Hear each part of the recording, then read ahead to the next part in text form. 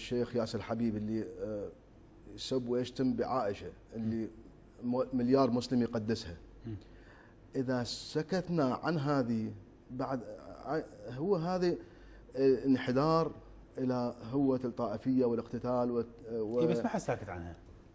الحوزة ساكت، ولا أي تصريح ضد ياسر الحبيب في شجبهم يعني من مراجع. سمعت مرجع أو رجال دين بالمنابر يشجبون ياسر الحبيب إلا صغار الطلبة.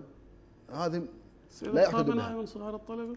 لا، الحوزة في النجف أولا حوزة في النجف، ثانيا ولي الفقيه في إيران، والحوزة في قم ساكتة. ولي الفقيه من منظور سياسي هو منظور يوحد. السيد الخامنائي، الشهرودي، ناصر مكارم الشيرازي، جعفر السبحاني، كثير من الفقهاء شجبوا تصريحات ياسر الحبيب. شيخنا خلي أكمل. تفضل براحتك، بس تصحيح المعلومة. لا، هذا المراجع قصد النجف ومراجع اللي مو هذا اللي ذكرتهم من وعظ السلاطين يسيرون في ظل ولاية الفقيه من أتباع ولاية الفقيه، يعني سياسيين.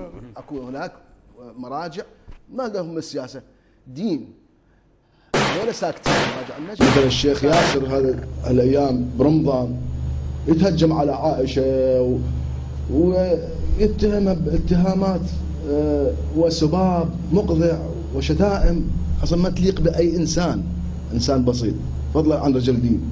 هذا ليش؟ هذا مو ناشئ من فراغ، هذا ناشئ من انه يردون اثاره دائما اكو عداوه وكراهيه بينه وبين السنه. هذه بنفعهم، هذه يعني كل